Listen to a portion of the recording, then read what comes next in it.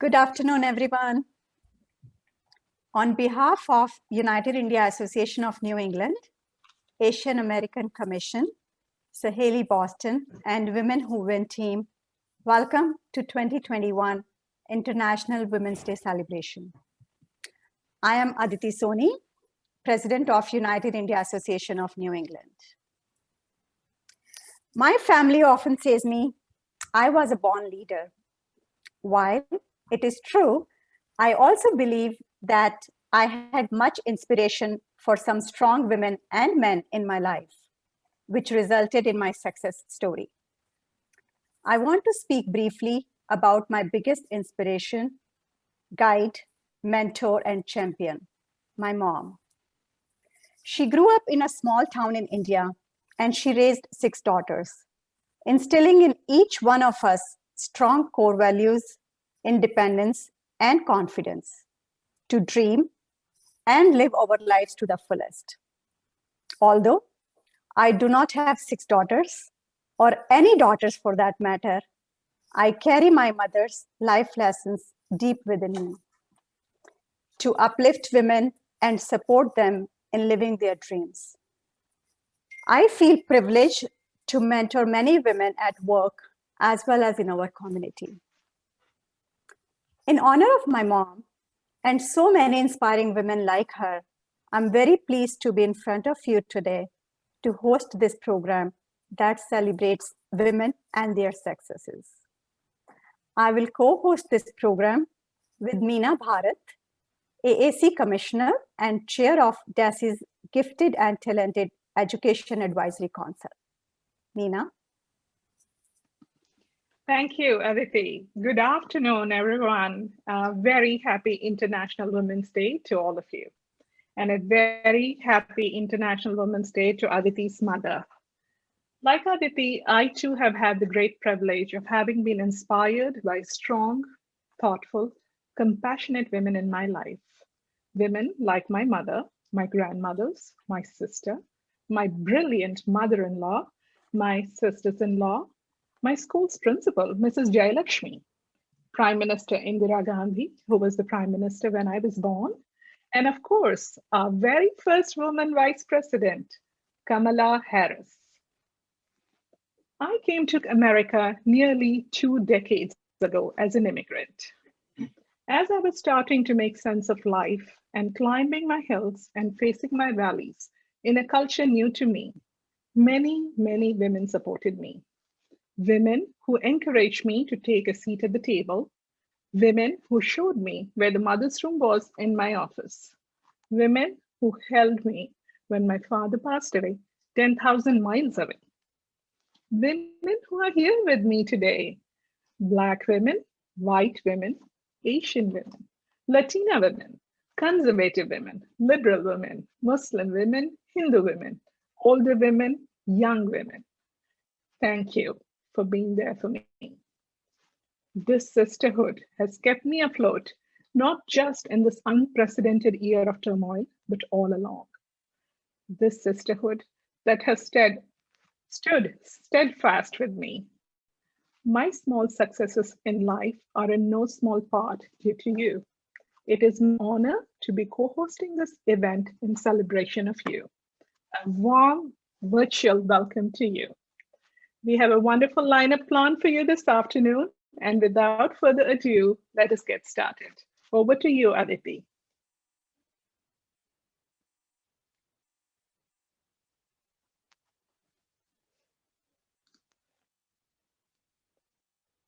Aditi, I think you're muted.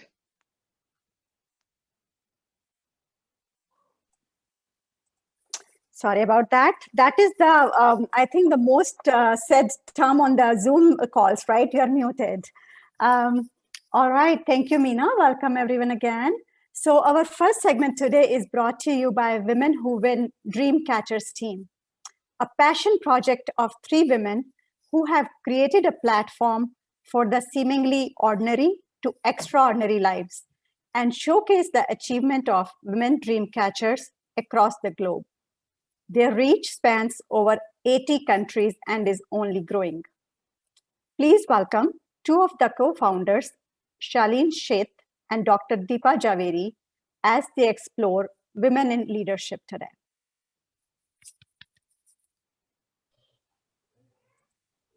All right. So hi, everyone. It's a happy International Women's Day and welcome to the Women Who Win panel. As Aditi said, we will be discussing women in leadership with some amazing women leaders from all over the country. And we would like to start off with a fun quote from the Facebook COO, Sheryl Sandberg, who says, "I want every girl who is told she is bossy to be told she has leadership skills. A wonderful reminder that leadership is a conversation for all ages."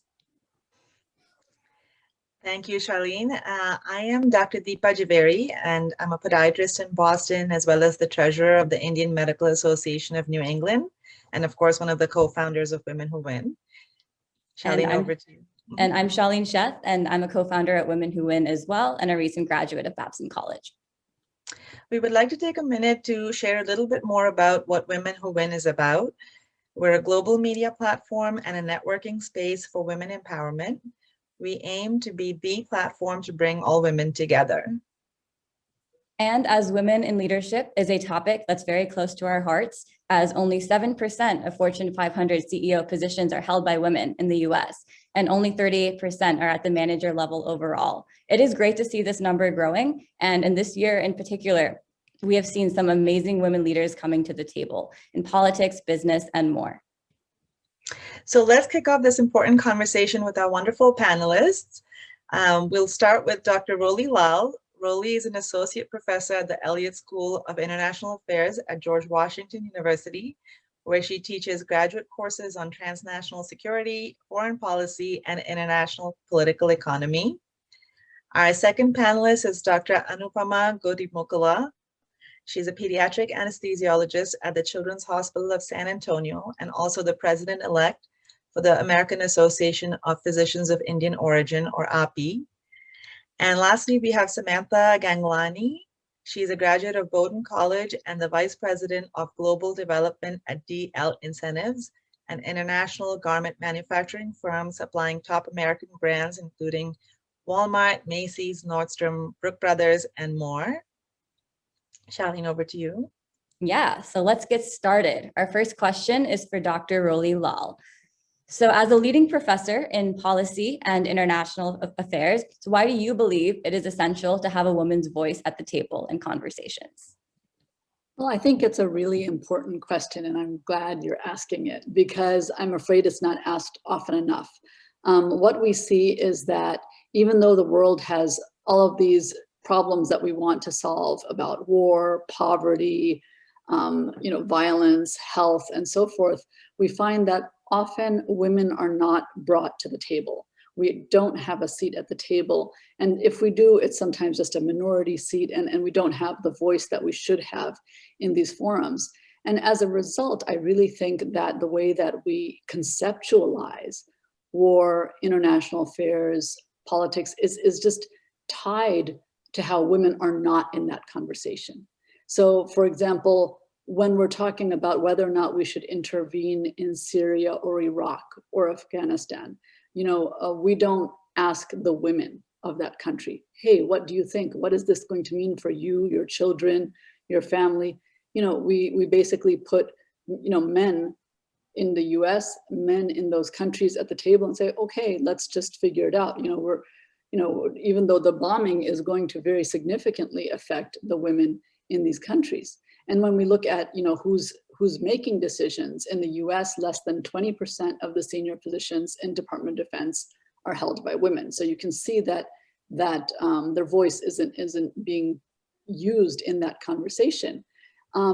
We know from economic research that the education of the mother is far more significant than that of the father when it comes to family health, when it comes to children's education outcomes. So we know this, the data shows it.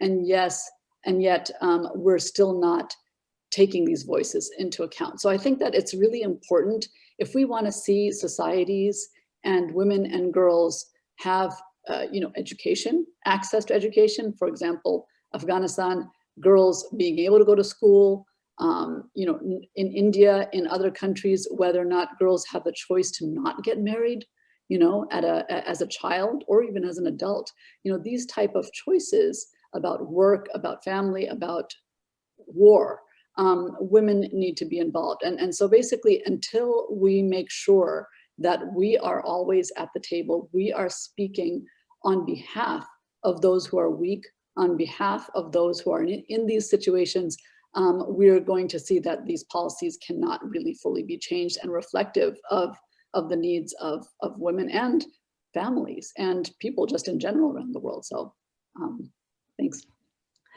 That's great, Rolly. Thank you. Our next question is for Anupama. Anupama, you are a doctor and the president-elect of a physicians organization.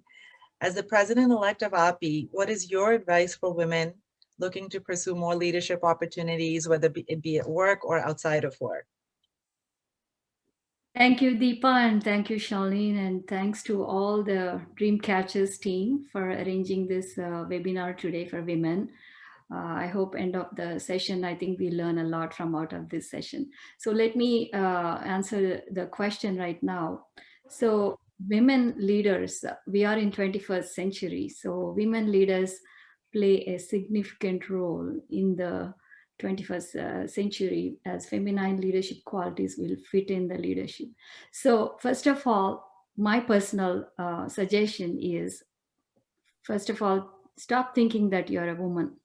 So you want to be equally, you want gender equality, equal to men. So let us not think, first of all, that I'm a woman inside me. So that weakens me. I don't want to weaken myself. So that's the first thing I would say to go in the leadership ladder. And my advice is pursue your passion. When the opportunity comes, grab it and be confident, be bold, be courageous. Dare to be different and have work-life balance. So we are all physicians. We have to balance our home, our work, career, and any nonprofit or any other extracurricular activities we are on.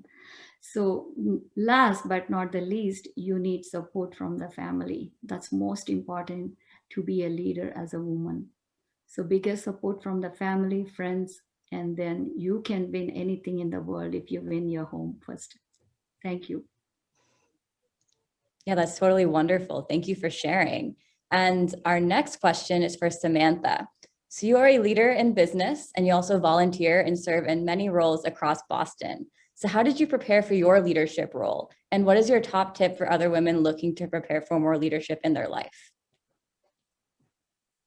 Thank you so much, Charlene and Deepa, for setting this up. It's wonderful to be here, and thanks to the United India Association, of course, as well. Thank you for the question. It's great. I would say that, first of all, I'm grown from a family of leaders, definitely. My parents have always been people who are in the forefront of whatever it is that they're doing. Not afraid to get involved. And I am lucky that I learned early to ask a lot of questions and to interface with a lot of people. I'm sorry about that. I just saw something come up on the screen. But just relating to everyone that you can, asking people in your field, surrounding yourself with folks whose careers that you want to emulate and folks who inspire you. I think another thing that didn't necessarily come easy to me as I journeyed into leadership is embracing the idea that you really can set the trend and no one is going to really ask you to do it. You have to go out and shout from the rooftops what it is you're passionate about, and you have to take the control of the situation. We, as a lot of women, are taught growing up to, maybe hold back, maybe be a bit more reserved. But I find that the best way to be successful and to inspire others to follow your leadership is to be enthusiastic and passionate about what you're doing. Thank you, Samantha. Thanks. So moving along, our next question is actually for all panelists, for all three of our panelists. So jump in, any of you. An area of leadership women often struggle with is leadership in conflict. What are your thoughts and or experiences with that?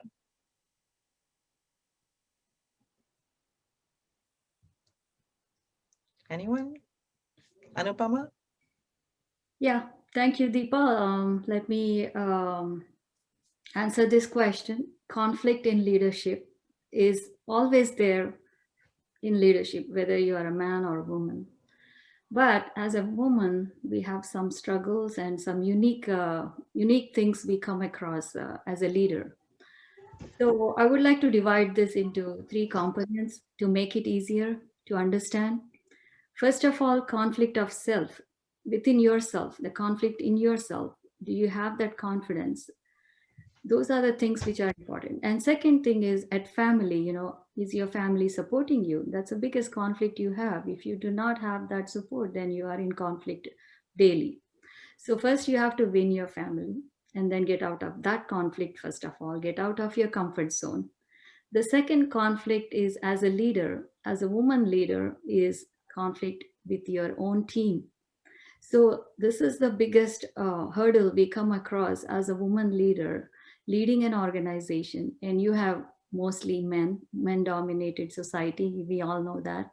So how do we win these men? How do we convince them? How do we lead these society of men? So when they are in your team, so gender difference is a big issue. So we have to overcome that. As a woman lead, my goals and my plans may not be acceptable to the team who are of opposite sex. So the issue can be managed with discussion, open communication, listening. Sometimes you have to compromise. And in general, women are always tend to use integrating and compromising and prefer to use some indirect strategies as well, thus demonstrating a belief that it is more important for women leaders to maintain a good relationship. And there's the third conflict, which I want to just, analyze, is conflict with other organizations or outside external conflicts. This one, you are as a team now, like whether you are man, woman, doesn't matter, but you are all together. So for example, you have planned some event or something in your organization, then you have some competitor come in and then try to ruin your plans or be competition. Then you have to show up your leadership skills there. I think women have better leadership skills than men convincing the team. Those are the strengths I think we want to insist on or push, to be very successful. Thank you, Deepa. Yeah, thank you. That's such a wonderful way to look at this. And this question is also for all panelists, so feel free to jump in. Can an introvert be a leader? We would love to hear your thoughts on that. You're going to have to pick on one of them, Charlene. All right. I'm going to pick on Roly for this one. I was just going to say it's funny because I'm actually an introvert. And so I think about this quite a bit. I think to me, one of the things that has always resonated is by trying to empathize with my audience or with who I'm trying to help or who is my team. And if I keep in mind, if I try to make sure to stay away from my own head, being inside myself, instead of I think of what the problem is at hand that we're trying to solve, or try to focus on, how others that I'm trying to lead are thinking about, how I can sort of invigorate them to fight this problem with me. And so if you focus on how to elevate them, then I think that really helps you overcome that sense of feeling shy or introverted, because it's really all about making sure to keep this away from yourself. I think that helps the most. That's excellent, Roly. So it's the final question, and I guess, Samantha, it goes without saying this one's yours. How would you define, and we can go through all three panelists for this one anyway, How would you define leadership in one line? And we also encourage the audience to share their thoughts in the chat as to what you use to define leadership. Go ahead, Samantha. And not that that is a hard question at all, but I would, it might stretch to 1.5 lines, but I keep it short. I would say really a leader is a person who can, as Dr. Lal said, invigorate those who are, working together for a cause or towards a certain goal. And just someone who can be true to themselves and get the others around them excited to attack whatever it is, and also listen to themselves and remember that, that's kind of your true north. You have to trust your own instincts as well. So that's not a very neat line, but that's how I would define leadership. Yeah, absolutely. Do any of the other panelists have a thought on this or want to share any pearls? It might be redundant, but I'll just say, yeah, leadership, I think, is using your skills to try to elevate the people around you to be their best. Good. And obviously, I agree with Samantha. That was great. So That's I great. would like to add one more thing to the leadership, what you both said. Leadership is about solving problems and making decisions. That's great. Wonderful. Yeah, thank you so much, everyone. So we would like to thank all of our lovely panelists for sharing your expertise with us. And thank you for joining us for this International Women's Day celebration. And for those interested in sharing your story and joining our community with these amazing women and more like them, yeah, we invite you to join Women Who Win Dreamcatchers, and you can reach out to myself or Deepa for more information. And we can also share that in the chat as well. So thank you all, and we look forward to an amazing rest of the event. Thank you. Thank you. Thank you, Charlene and Dr. Zaveri. Wonderful questions. And thank you, Dr. Lal, Dr. Gotimukula, and Samantha for your insightful responses. I see plenty of wonderful questions and thoughts popping up in the chat. And I would request all of our guests to continue to share their questions and comments in the chat. Time permitting, we will take up some questions towards the end of the program. Our next segment this afternoon is being presented by an organization that has become a refuge for South Asian women facing abuse and trauma for a quarter century. There is much pain and suffering they have seen and supported and empowered women through very crippling situations. They are here to help us learn the unconscious bias we hold in ourselves and how to consciously work on it. Please join me in welcoming Divya Chaturvedi, Co-Executive Director of Saheli. Welcome, Divya.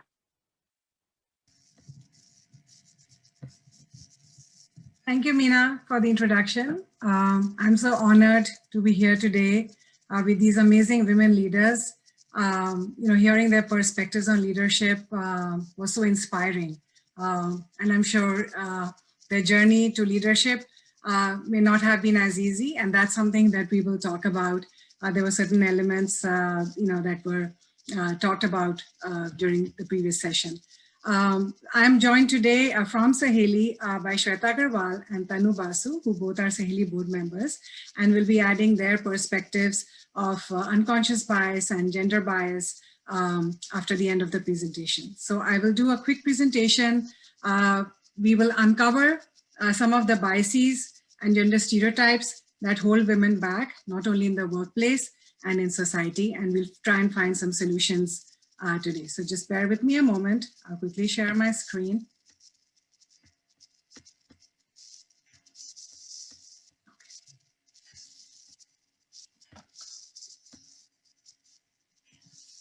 Okay, so we will talk about bias and stereotypes, and these are words we often hear, right?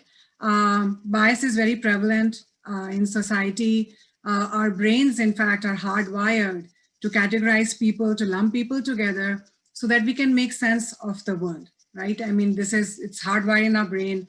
We need to make sense of the world. We see something we don't understand, we kind of categorize it, right? But it also creates a tendency towards prejudice. When we don't understand something, but we want to make sense of it, and we attribute certain characteristics or belief systems to certain people or communities or groups, we are showing a prejudice. Biases are often based on stereotypes. They are simplistic beliefs about people. Again, the gender bias is often based on gender stereotypes. And biases can be explicit or implicit. When biases are explicit, they are known as conscious biases, right? They express directly. The person who's expressing that bias is aware that they are expressing that bias. And we see that with people who have, overt bias about certain beliefs, and they are not afraid of expressing that. Unconscious bias, on the other hand, as the word implies, is we are unconscious of it. It operates subconsciously. It is expressed indirectly. When we behave in certain ways and we are not sure why we're behaving that, it is because our unconscious bias is operating subconsciously. When you go to a darkened street or area you're not familiar with and you clutch your purse a little bit tighter, even though you have no data or fact to support the fact that you may be robbed in that street, but you do that. That's kind of an unconscious bias, right? And when it is expressed with a preference for one gender over the other, it becomes a gender bias. We need to talk about gender stereotypes. Previous panelists, raised that question, right? Dr. Anupma said, being a woman, right? You have to stop thinking of yourself as being a woman and as a leader, right? And why do we need to do that? We need to do that because there are certain prescriptive roles that both men and women are supposed to adhere to, right? Women, we are supposed to smile more because we are submissive, we are nurturing, we are kind human beings. Women are considered passive, indecisive, right? These are not the leadership qualities, right? The leadership qualities are attributed more to men. Men are considered more assertive, independent, dominant. They're logical, analytical, and they are tough and they are active. And when women cross those boundaries of the gender roles, that's when they're called bossy. The names, the names that we have here, right? They are self-promoting or they're not good human beings, or they may not love their family just because they are tough, right? They may not be good mothers. Those are certain assumptions we automatically make about women when they transgress those gender roles that they're supposed to adhere to, right? And so what does that stereotype do, right? It impacts not only women, like from the moment you're born, not only your status in the family, in the society, and it impacts, your workplace, true, right? So we all know there is gender bias in the workplace, but the extent is amazing. It's 42% of women, only 1 in 2 women is experiencing gender discrimination at work. It is so interesting. There was a study where resumes were sent to hiring managers without the names of the person being displayed on the resume. And women were more likely to be hired in that case. And that hiring went up from 25 to 46%, which is a huge number, right? It means that, when women are sending out their resumes all over the place, just the fact that your name sounds feminine is hindering your chances of getting a job. 2/3 of women experience microaggressions in the workplace. Now, what are these microaggressions? These are small, subtle, very covert kind of actions, that display unconscious bias, but, they undermine women as leaders.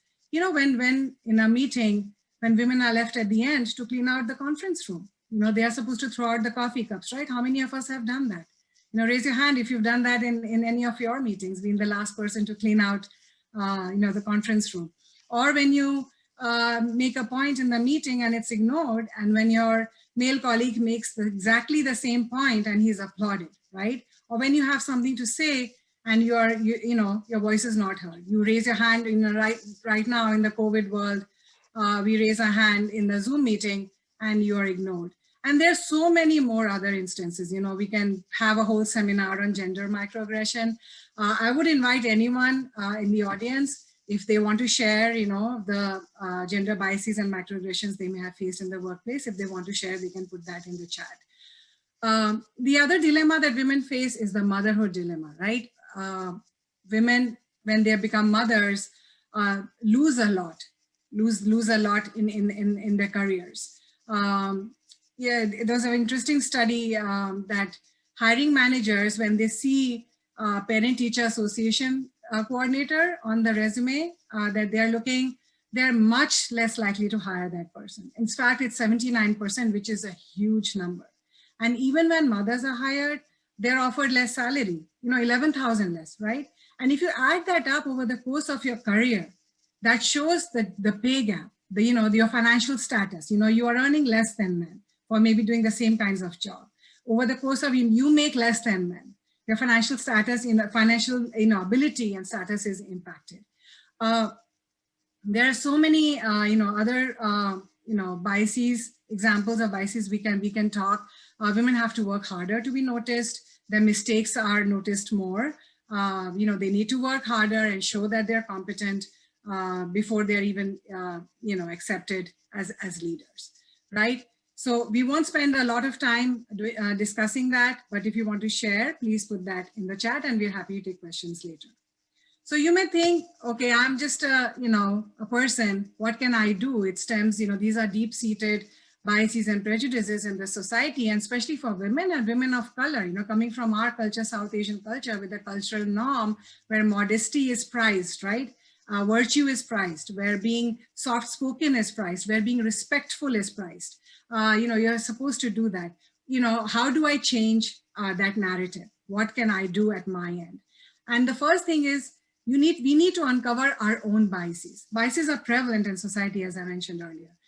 We need to uncover them and our own prejudices that are holding us back. And, there are many tools that you can do that. There's Project Implicit from Harvard, the implicit association test you can take that will uncover your biases, right? So first of all, understanding and acknowledging our own biases.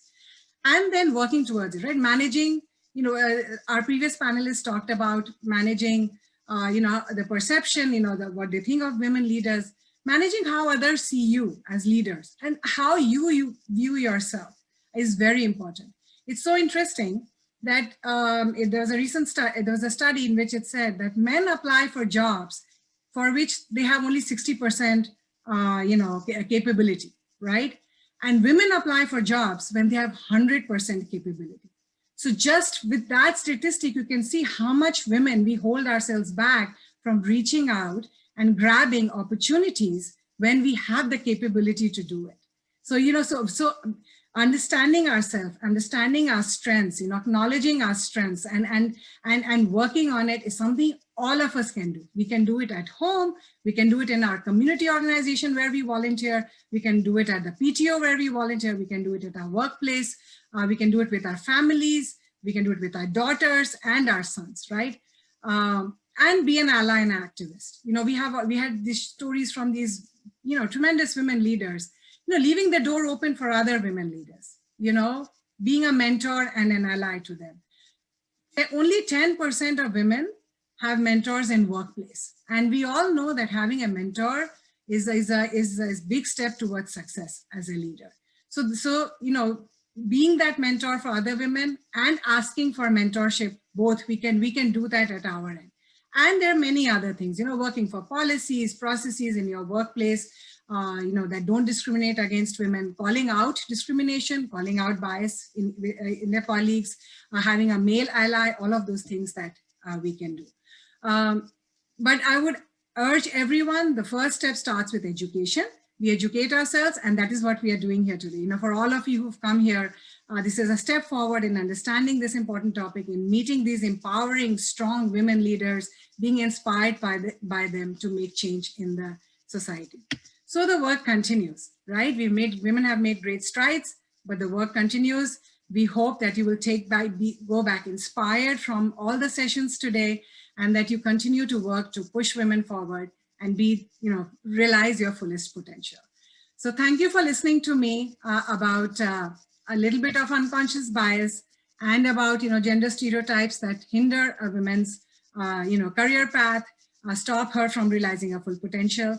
And to share their own stories, I would like to invite Shweta Agarwal, and Tanu Basu to actually talk about their real life example of what they have faced, the gender biases they have faced and how they have overcome it. So I'd like to invite you, Shweta, to talk a little bit about your story. But before I do that, I want to introduce Shweta. She's a Saheli board member and an entrepreneur. She's a director of marketing at mobile development at a startup, and she's an entrepreneur with a wealth of experience. Thank you for being with Saheli today, Shweta, and please, I would like to invite you to talk a little bit about your work. Yep, thank you, Divya, and that was a great presentation. So like Divya said, my name is Shweta Agrawal, and I'm the Director of Digital Marketing and Mobile Development at a smart city company based in Burlington. So as we all know that women have to work so much harder to get a seat at the table. So today I'm going to share my experience with conscious and unconscious bias against women, which is so deeply rooted in the corporate world. I joined my husband's company to assist with some of the mobile development, which was very critical for the implementation of all the projects that his company was working on. So I was very enthusiastic about the job. I was very passionate about my work, but the management and the high level people at the company did not take me seriously. They thought that I only got this position because of my status. They didn't believe in my vision. They didn't put enough efforts into marketing and selling the products, and they just thought that I was running a hobby. On the other hand, I continued to do the work that I was doing. I motivated my programmers, my designers to give their best and try to complete the project that I was working on. I got very little support from my peers. Finally, once the work was completed and we had the launch day, and actually where the bias worked in my favor because everybody showed up, they all were so excited with the outcome. They realized how critical and helpful these products were that I was working on, and it was one piece of missing puzzle in their sales strategy. So despite my status, my capabilities got questioned, and I had to work so much harder to get any recognition. I think that's my story. I pass it to Tanu now. Thank you, Shweta, for sharing that. And like I said, women have to work harder and prove themselves much more before they are taken seriously. And we see that, right? Every single day. I'd like to invite Tanu now, who will share her experience. And Tanu is a Saheli board member. She has been a private and public school teacher and an HR professional. So she brings a unique perspective from the education sector and from the HR sector about gender bias and how, what she has experienced and how she has overcome them. Anu, you're on mute. Well, there you go. The most common mistake. I'm after you, Aditi. Thank you, Divya, and thank you, Shweta. It's wonderful to read the comments, some of the comments that are coming into. Hi, wonderful superwoman, and all our supporters watching us online this afternoon. Well, I've been privileged to have had successful careers in two realms quite afar from each other, in public and private school teaching, and in HR and recruiting. And I will share my hands-on personal experiences with unconscious bias in both my career paths. In my teaching career at both private and public school systems here, and having taught in primarily white majority school districts, I've often been subject to the bias of being accepted as a teacher as competent as the rest of the faculty. Surprisingly, this bias never came from my colleagues. It came from the parents of some of my mainstream students. So for me to prove my efficiency and expertise as a homeroom teacher, a reading specialist, and an English teacher, I've had to constantly work and edge harder than my other colleagues.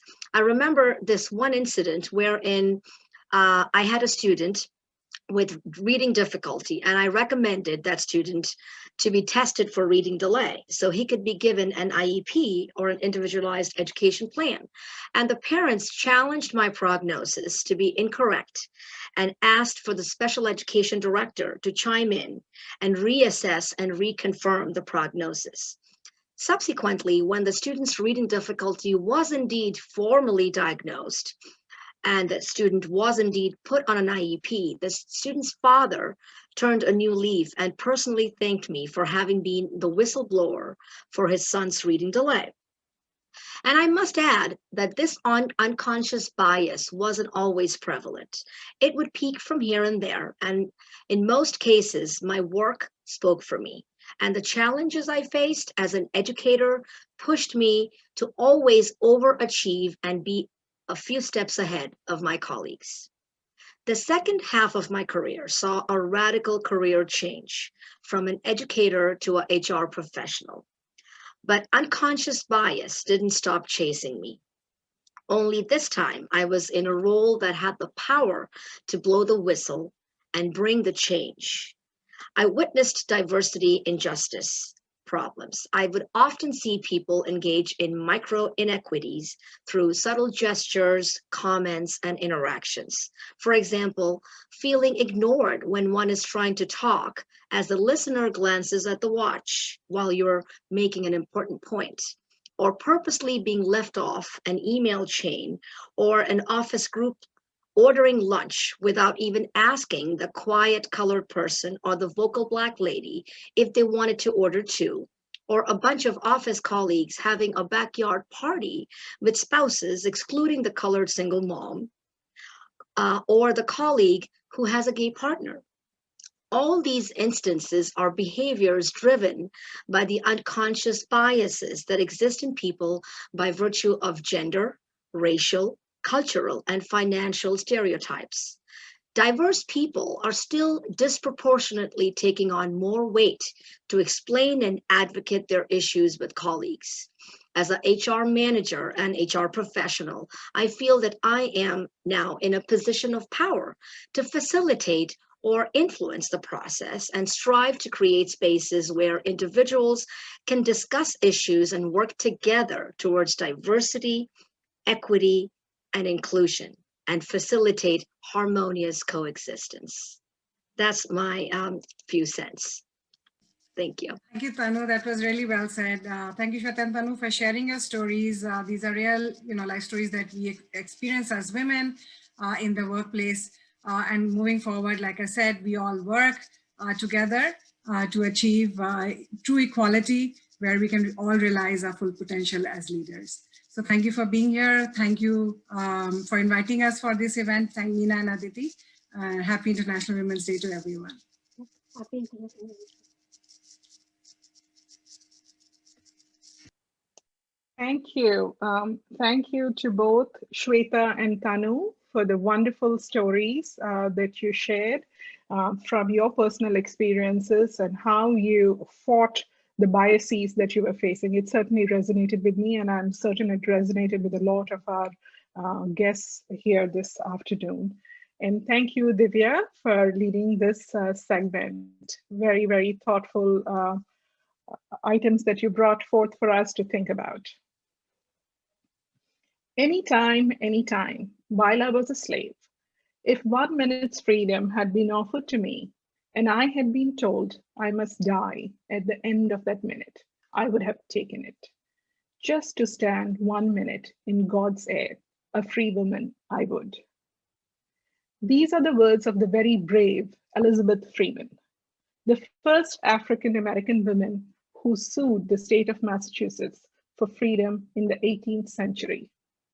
She is an inspiration to our next guest, who brought not only Elizabeth Freeman's portrait, but of many other women to her august office.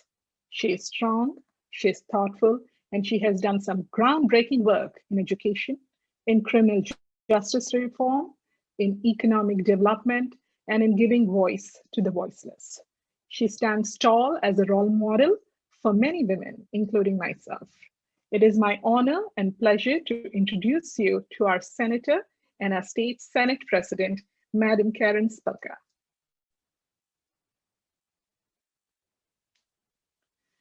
I think we have you on mute, perhaps. There we go. Yes. Okay, great. I hope you can see. So thank you, Meena. That was very kind, and thank you for inviting me to speak here today.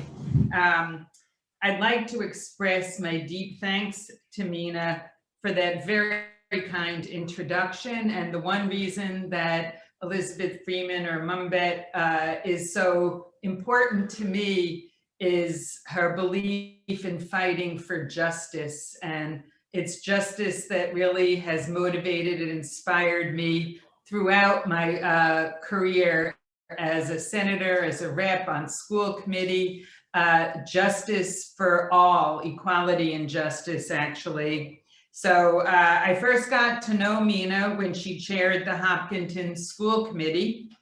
She currently, I hope all of you know, she serves as a commissioner on the Asian American Commission of Massachusetts, contributing a tremendous amount of her knowledge and expertise, as well as chair of DESE's Gifted and Talented Education Advisory Council.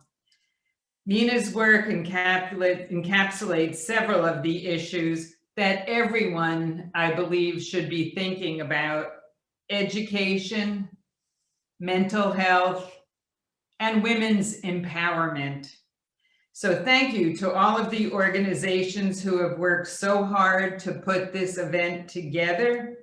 And I see, and I heard the last presentation, and it resonated with me as well. I could, was watching other women on here shaking their head because they've experienced much of the bias, some of it implicit, some of it intentional, I hate to say it, over the years.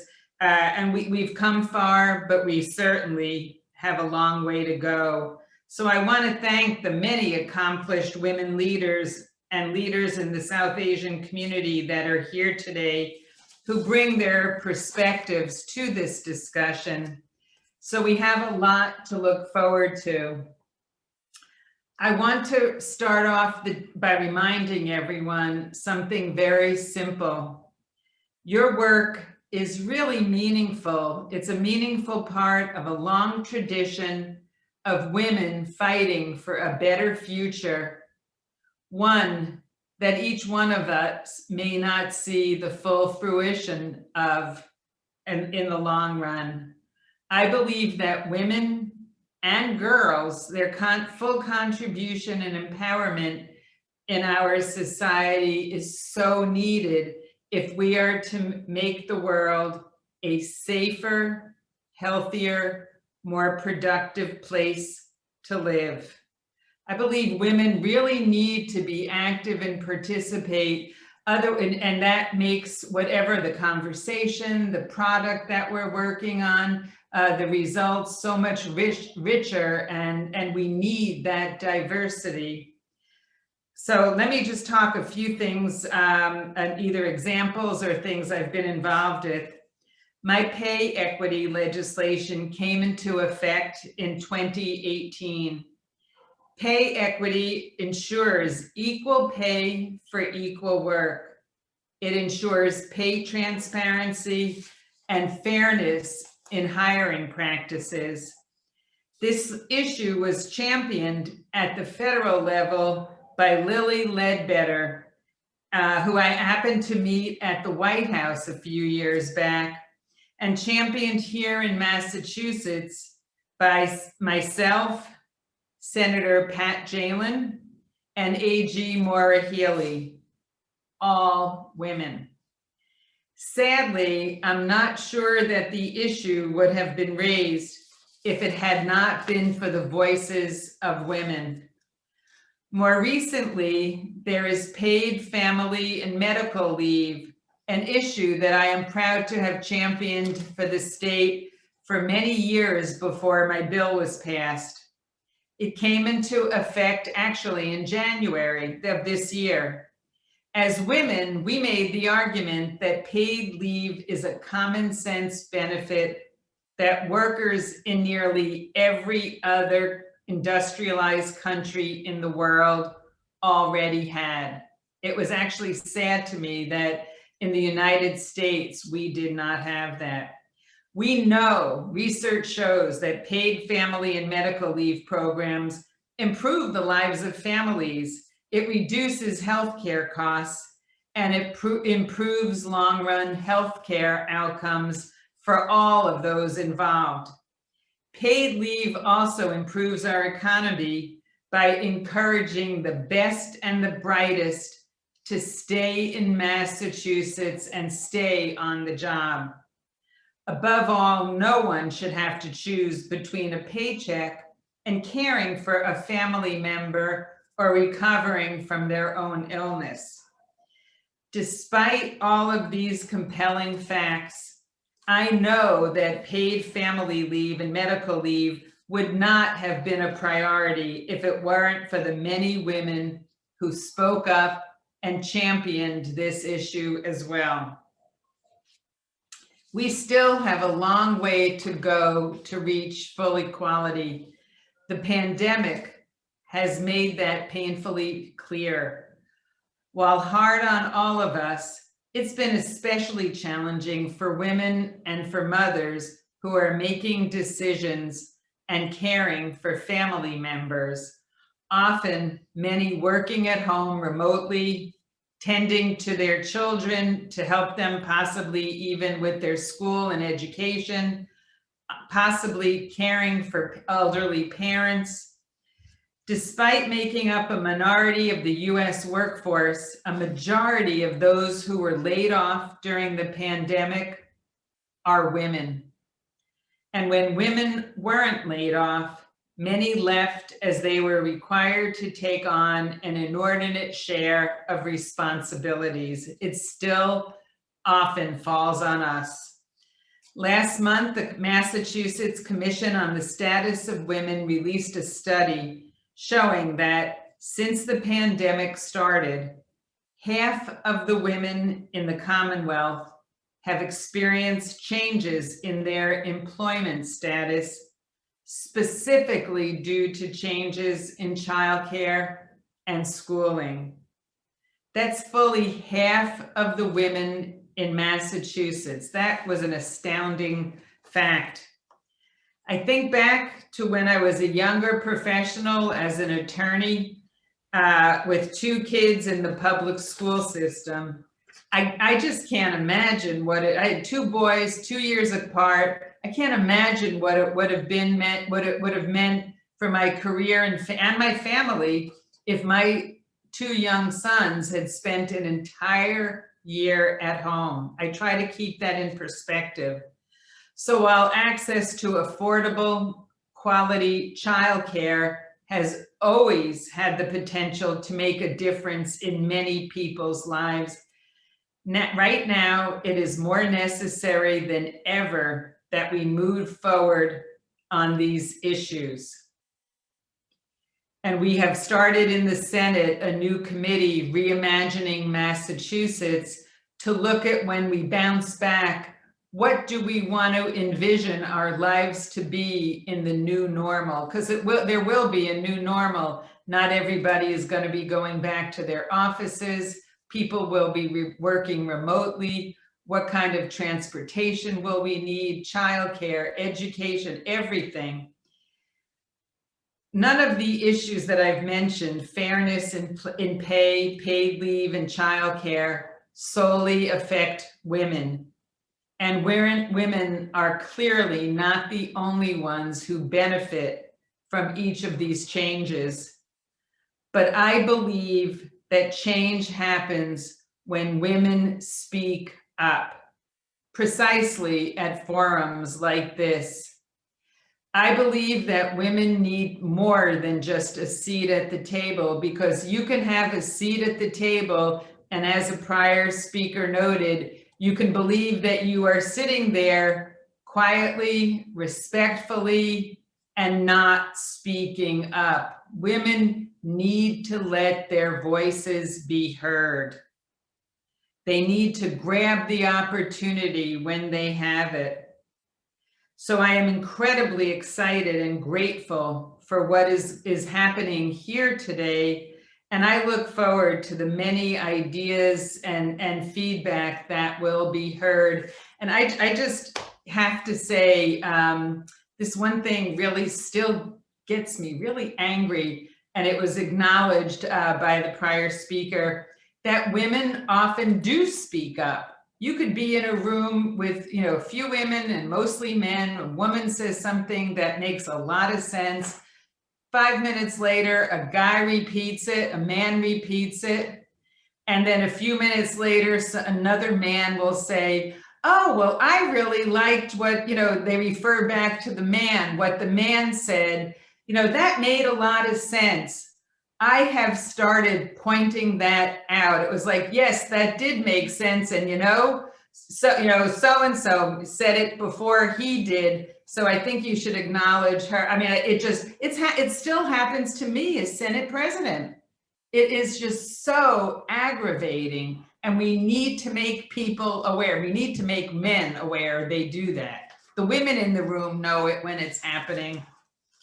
So please know that my door is always open. I am always looking to engage with anyone who has ideas about how to make the Commonwealth safer, more productive, and more inclusive. And I am hoping that when the worst of the pandemic is over, I would love to have all of you come to the State House, see the exhibit I have up on the wall. It's volume 2.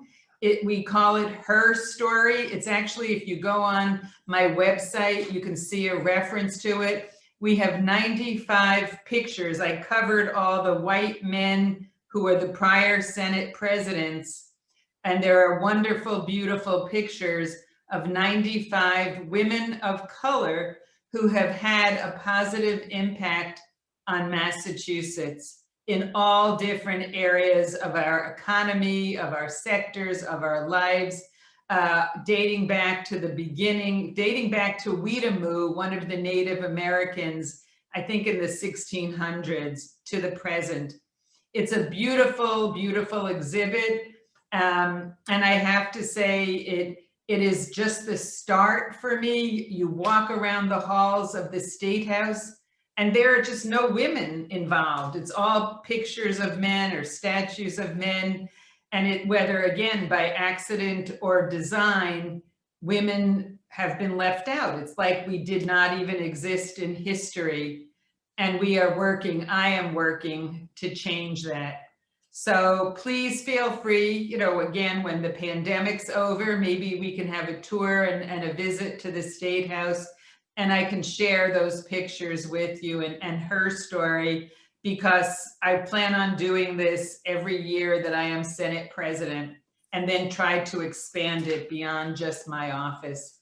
So thank you all. Happy International Women's Day. It's been a pleasure to share this small part with you. Thank you, and please stay healthy and well.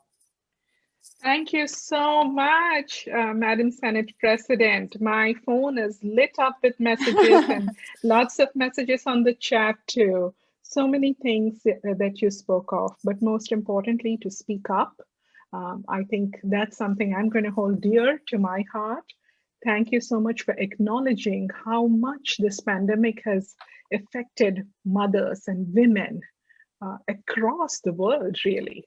And thank you for your work on FMLA, on pay parity, on childcare. Like you said, this is not something that just affects women, but all of us, really. And the thing that you talked about of what men take our ideas and present it, thank you for speaking up and correcting it. We need that. Most certainly, we're going. Absolutely. And we are so going to take up your offer to visit. And all of us will probably come to your office and look forward to that tour. Thank you again for joining. Thank you. Thank you. I look forward to it as well. Aditi, Soni. Yeah, thank you. Thank you, Meena, and thank you, Madam Senate. It was really a pleasure to hear from you, and thank you so much for joining us today. I definitely like took out, I was like, we need people like you in the office, and we need people with a voice in the office. So we need these role models to inspire our next generation. And you said it well. I'm very pleased. If we check like our attendees, there are a lot of men there. And I will call out to those men, not only women. When you see these behaviors happening, around the table, please call out. Please encourage those women around the table, because your wife, your daughter, your next generation could be on that table someday. We have to make space for all of them. Thank you. It was a very beautiful message, Madam Senate.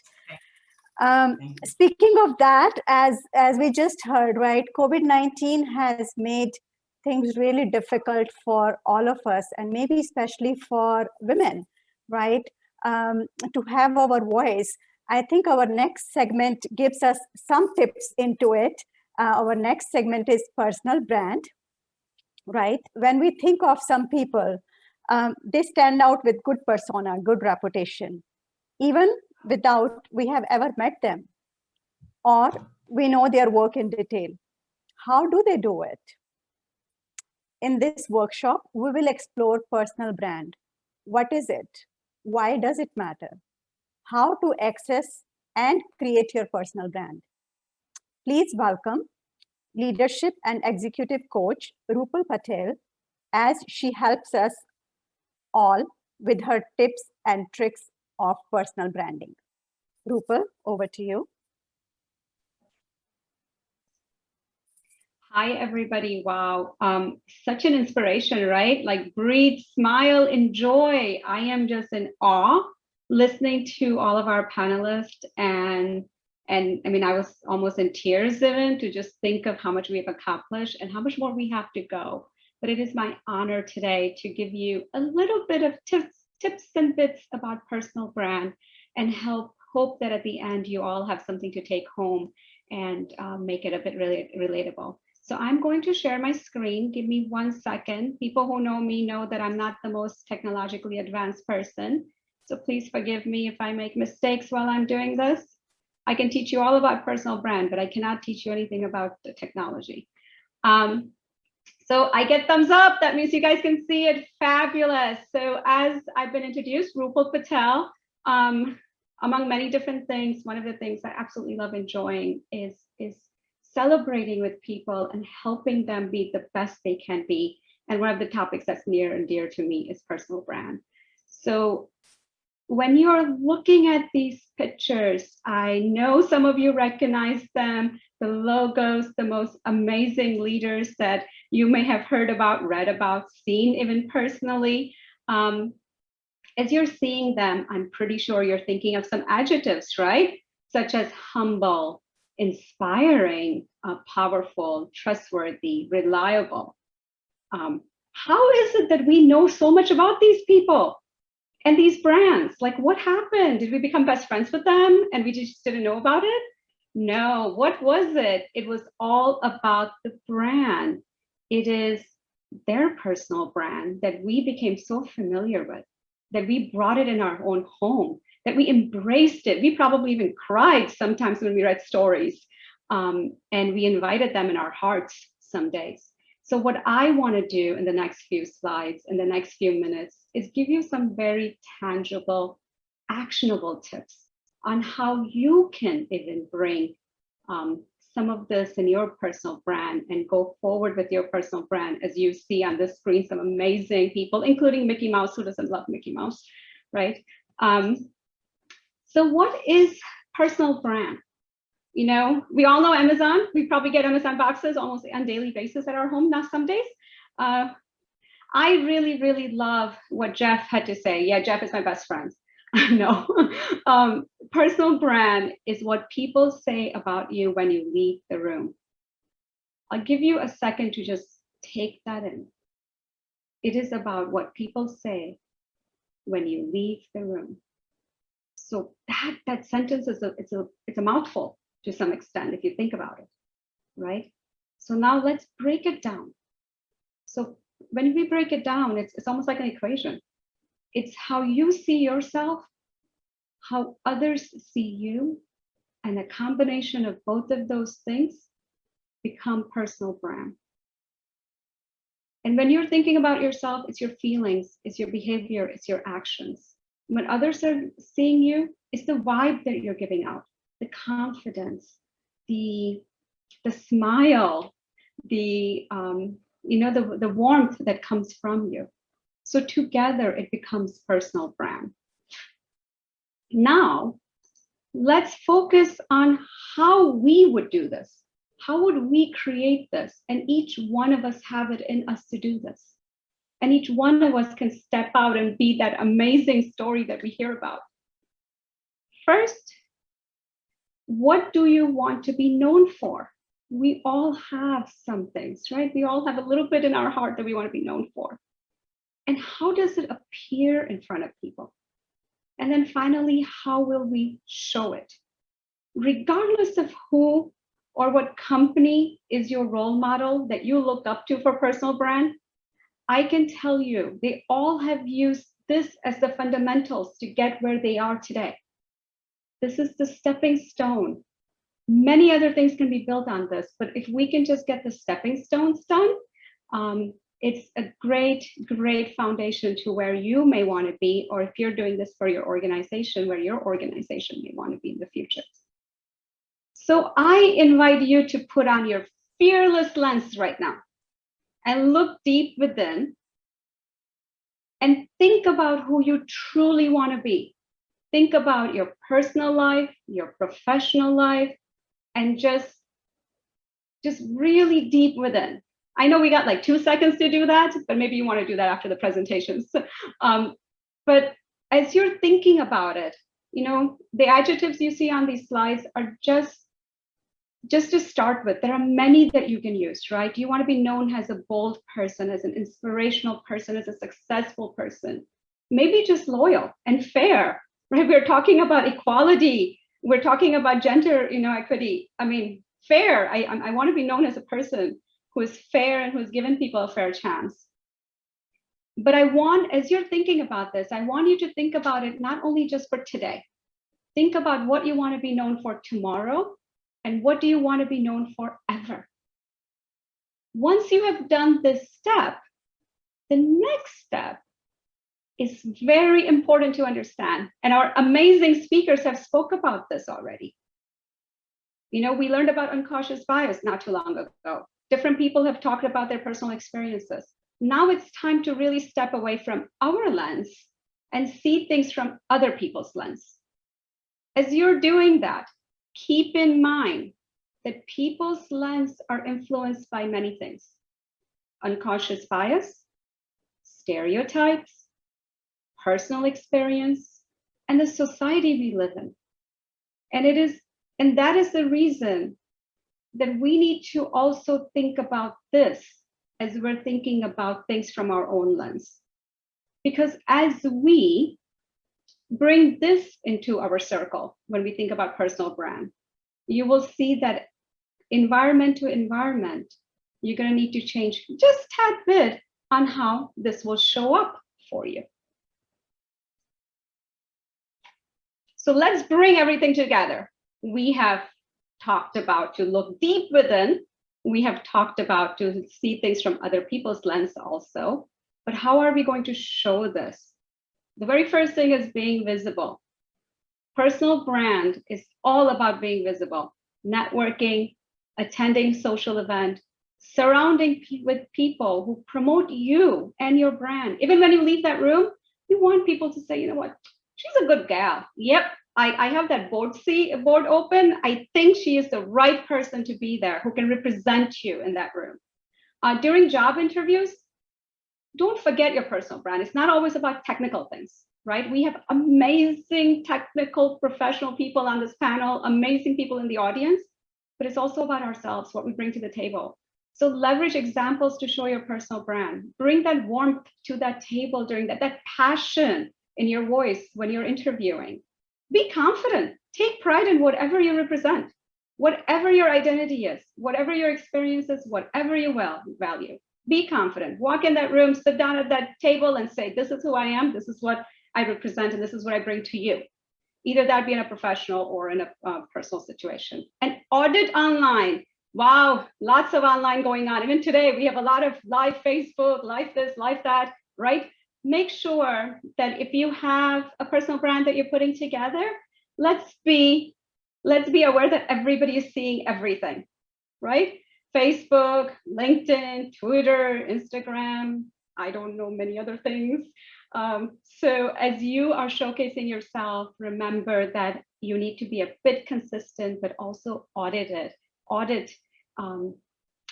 how people will see you, and consistent. Be true to yourself.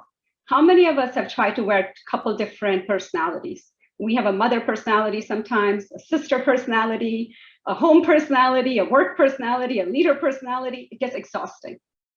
It gets very exhausting. So I invite you, as you're thinking about your personal brand, to become consistent, to become true to yourself, and be true in front of people, and allow people to embrace you for what you represent. So as I say goodbye to you, I want to provide you just last minute things to think about. First, defining your personal brand, right? Your brand is what others are thinking of you more than probably what you're thinking of yourself.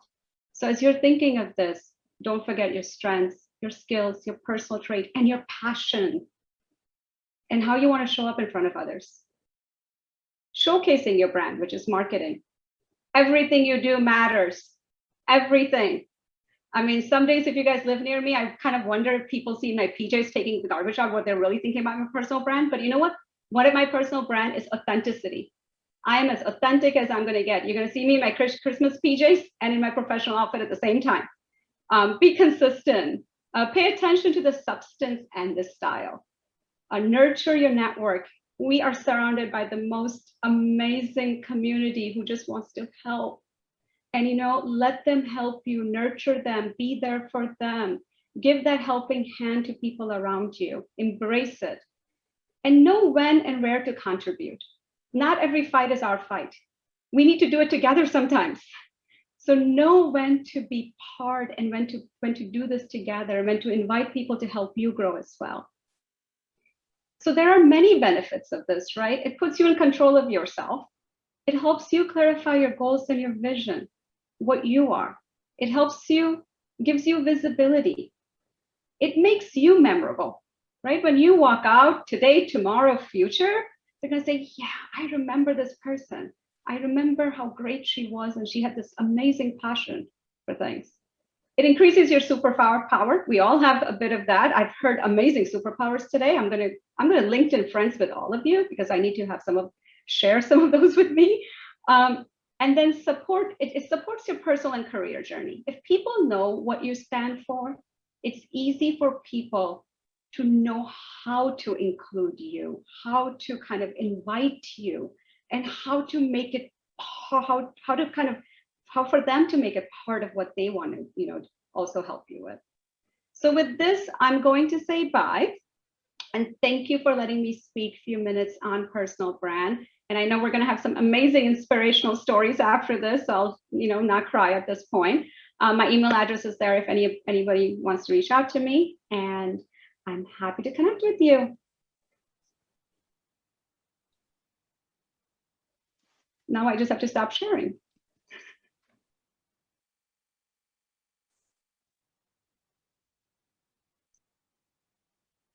Thank you. Thank you, Rupal. That was a wonderful presentation and certainly something each one of us can think about and always improve on, those who may already be on the path. And I want to read some of the comments that are coming up. Loved your energy and positivity, and great session, simple yet powerful and impactful, from Sunita Kara. So many messages, and my phone is certainly lighting up there, Rupal. And do connect with rupal37@gmail.com if you have further questions, and feel free to share your thoughts, continue to share your thoughts and questions. Time permitting, we'll take them up towards the end of the program. Now on to our next session. Although we have bandages for cuts, hot soup for colds, and ice packs for injuries, most of us have little or no idea on how to deal with emotional injuries, such as failure, rejection, loneliness, trauma, and loss. Our next segment will focus on learning about emotional injuries and tips on healthy coping mechanisms. The emotional first aid segment has been devised and is being presented by Dr. Malini Prabhu. Dr. Prabhu is a psychiatrist at Newton Wellesley Hospital, an assistant professor at Tufts University, and also vice president of United India Association of New England. Welcome, Dr. Prabhu. Good evening, everyone. I am so pleased to be here today. And what a fantastic afternoon this has been. I think I just have to say thank you and move on because everything has been said here already. Such a wonderful team. I'm a psychiatrist by profession. I worked in Asia and Europe before coming to here. My passion for psychiatry and women has always been there since I joined medical school. So I'm going to talk about a few minutes about how we can be more mentally and emotionally healthy during my short presentation. I'll make it as short as possible. I'm going to share my screen.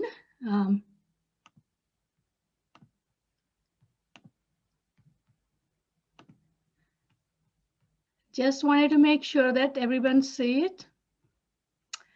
All right, so you can see this is a little bear. So it's going through some little emotional injury as we speak. This is all familiar with you? Do you see this all the time? Since COVID started, pandemic started, a lot of our women have gone through different changes in their lifestyle, their roles, responsibilities have changed. It's not anymore going out and working and coming back. It's not just dropping your kid to be back home and doing things. You are taking 2, 3 extra roles and still feeling very sad, guilty, angry, and not doing your job right. And you feel like you're not doing enough. So I see this. I'm sure every one of you have at home this medicine cabinet, right? Think about it. When you have a headache, when you have a stomach ache, when you have some, I don't know, anything, body ache, you run to that cabinet. And I'm sure there's every medication for these things. You can use it. And I see that every day, whether it's on a soccer field, it's at home or work. So people have, whenever there's a physical injuries, they don't let it bleed, they wash it up, they put a Band-Aid, they don't let it, get worse. When it comes to psychological injuries, like every day-to-day psychological injuries, you're told to shake it off and move on. I wonder why it's not that way. When you break your leg or break your arm, why don't people say, oh, come on, you can walk it off? That's not happening. So why do we ignore our psychological well-being or psychological injuries? It is as equally important as our physical injuries. And the psychological injuries, same as physical injuries, can open, can bleed, can get infected, may need a surgery. So you have to think that way, that we can seek appropriate help. So this is my mom, 2008. After a short course of illness, she died. She suffered from ovarian cancer and she died. I'm sure a lot of people have gone through loss and trauma just because of this COVID going on. And many people have lost their loved ones. And people can go through every day these psychological injuries. Also, when these kind of emotional injuries, they can have more impact when they have things like this, someone who they lost, or there's a huge pandemic going on. So some of the things happened was I went through were loss and trauma, guilt. I'm sure, let's say how many of you have gone through these? How many of you think about, what they've gone through in day-to-day life at work or at home, or, whenever you go somewhere else? I'm sure you can recognize some of these things you have gone through. So sometimes like loneliness can be very, very detrimental to your health. So loneliness, chronic loneliness is compared as serious as smoking. At least on a smoking pack, it's written it can kill you, but it doesn't write on loneliness. It doesn't say that kind of things. So I was feeling very guilty and lonely when I felt rejected by my siblings, and I felt I didn't do right. Happens to everyone. So the important part is why we are worried about psychological injuries. Why do I tell my patients you need to take care of your psychological pain and injury? The impact is double-fold because they only not make you feel stressed and anxious and having sleep problems. You can also have this impact on physical health. Several researchers have shown that this chronic loneliness and all these emotional injuries can raise your blood pressure, increase your lipid level, and reduce your body immunity to respond to diseases. So it's ever so important to keep your psychological well-being. That in turn helps physical well-being. When we are focusing day to day, even the 5-year child knows we women take care of our face and hair so much. Why so much on dental health? Why not mental health? It's equally important. So going back to me and my mom, I started thinking, what did that help me? What is that helped me in the past when I was a child? I remember her telling, let's go for a walk on the beach, run in a chrysanthemum field, or the best thing I remember was spending some time walking around in monsoon rain in paddy field. Even the rain falling on the sand, that smell could bring me beautiful memories. So I want everybody to think about this. I'll come back because these kind of memories or these kind of practices, distraction technique, using these kind of techniques can develop a little part of in your brain called schema, and you can use it again and again and again in the future to help yourself. So focusing on what is emotional hygiene. So we have something called sleep hygiene when we tell people, our patients, you got to sleep well, go to bed at the same time, wake up at the same time, and don't take caffeine after a certain time. That way, emotional hygiene is equally important. Being mindful of your psychological health and adapting brief daily habits can address these psychological wounds better. So just to talk about this emotional first aid kit, what is it? I think a lot of time I talk in the clinic to my patients. First thing you have to remember is recognize your emotional pain. We always forget. We know when to seek help when we have physical injuries. We just ignore our emotional health. That's the first and foremost thing you have to do. Recognize that you have an emotional pain. We have a set default mechanism when we have this, failure or low self-esteem or rejection. We go into this default mechanism. We start blaming ourselves, saying that we didn't do right things. But we have to start, instead of thinking negative spiral, we have to think about positive spiral. And we call it in our clinical, it's called CBT, cognitive behavioral therapy. It's just not for, stress or anxiety. This comes a long way, this therapy, in terms of problem solving in your day-to-day life. One other thing I notice is monitor and protect your self-esteem. Never put yourself down. Be compassionate about yourself. Take care of yourself. And be mindful of excessive guilt. Like the excessive guilt can be really, you can get preoccupied with that, and constantly thinking about it can affect your psychological well-being. So what I've learned, what treatments for emotional wounds work for you. That's something, a lot of people can do. We work, we have home, commitments, but take 10 minutes, 20 minutes in a day. Do what you like. Listening to music, going for a walk, talking to friends, dancing, watching something, yoga, meditation, singing. There are several things, especially in this pandemic. It's very important to focus on your psychological well-being. Find a meaning in loss. A lot of my patients talk about, women especially, they go through this difficult period when they lose loved ones, mom, dad, in-laws. when they say that you have to find some meaning in that last, then getting preoccupied with that. So I remember my friends ran a marathon, and I did marathon in my mom's memory. I don't expect everybody to run a marathon, but try and keep some habit of running, walking, something which can help you. Your own way you can develop something which helps so you can be comfortable when you're going through a difficult time emotionally. And we all have that gut feeling. When we fail, we do something. We do window shopping. I don't know, you go with have a special drink or whatever helps you. As I said, stress management is very important. Sleep is very important.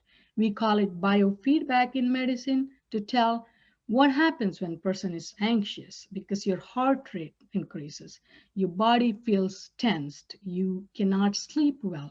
These all could be due to your stress or your anxiety or something going on, in your life, anxious events. So telling itself and knowing that can help you. And finally, I would say none of this helped you. None of these things are helpful, and you can always seek professionals' help, starting from primary care physician or counselors, and moving forward, seeking help. So several years ago, there was nothing called preventive medicine. Then it started dental, care. Then we go through mammogram.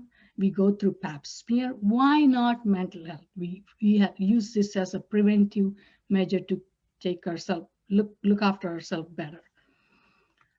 So this is another one. It's all other things you can look up. What other ways you can help yourself?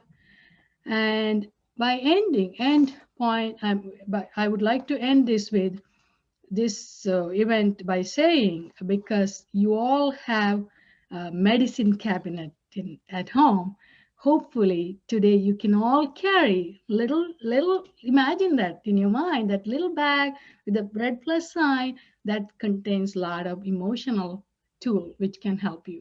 You can develop your own thing.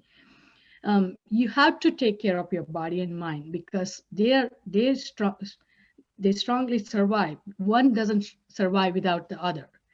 And mental health is not a destination. It is a journey. It's a process.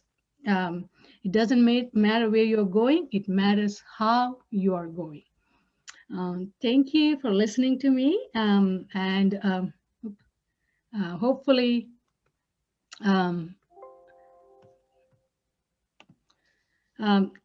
hopefully the next person will continue the conversation. Thank you so much.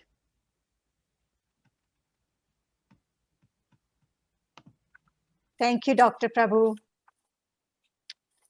Thank you so much. As you said, emotional first aid is really important. And sometimes with our busy lives, we just ignore it. I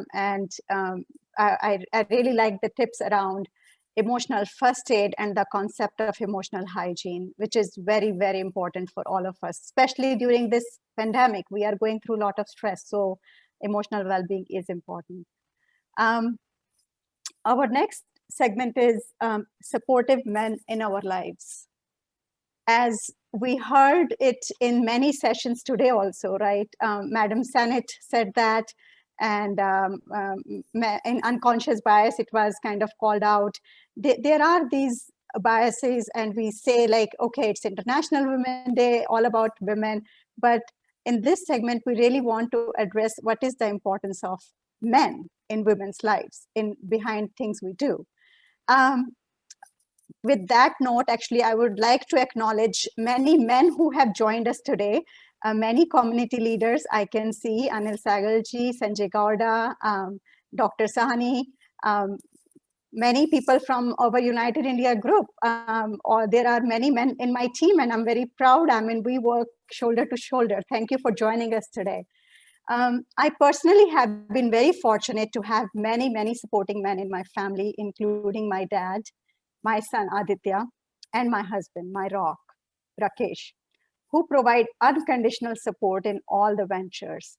As Dr. Anupama mentioned, it's not easy to handle a high-stress job and then do all these initiatives for the community. So we cannot do it without men. I'm very keen to hear what the women in our next segment have to share about supportive men in their lives. I would like to call upon Ashwini Salvi, President of Ashland Indians and member of Finance Committee of the Town of Ashland, to lead this discussion. Over to you, Ashwini. Thank you, Aditi. I have really enjoyed the talk the women have held previously. Thank you so much, everyone. This has been, I'm sure everybody else who has joined us do agree with that. In some form or the other, we have seen that even in the 21st century, gender inequities exist. We definitely have gone some distance in creating opportunities for women to flourish. To speak and share their life experiences in our segment, we have two women who certainly live life on their terms. I welcome our panelists who have made significant contributions and work in the field of entrepreneurship and community leadership. Please welcome founder and director of Arya Math Academy, Pratima Penamurthy, and board member of Seva International, Shova Sharma, as they share the role men have played in their successes. Welcome again, ladies, and thank you for being with us today.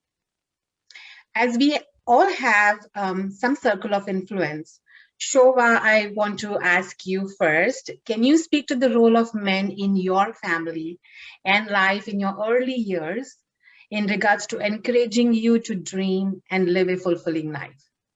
Thank you, Ashwini, for introducing me and hearing today with a great woman, speaking. It's amazing. I would like to tell all the viewers today a little bit about my childhood and how I grew up. I was born in Nepal. When I was growing up, I was surrounded by women whose identity was mostly restricted to be full-time homemakers, whether it's in my extended families or neighborhood. But if I have to pick one male figure who I look up to, then it will be my dad. He was very different and the biggest influence during my early teens and later in my life. He encouraged me to pursue education and become financially independent. The larger part of me being successful today goes to my dad. Thank you, Dad. I know you're watching today. He was a bank manager and he encouraged me not only me, all the women of his family to study and work professionally. After being married to my mother, he encouraged and supported her to pursue a career, which motivated my mom. And as a result, she finally retired as a banker after 20 years of dedicated services.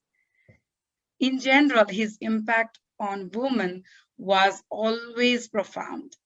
Since he was very attached to his three sisters, he made sure that none of them quit their studies in between and they all completed their degree successfully. I need to also add that it's not just his sister, but he always helped many women who came across. His personality was such that he was deeply committed to community services, and because of which his neighbors, friends, and families would come to him for his advice every now and then. My father is such a figure whom I respect so much.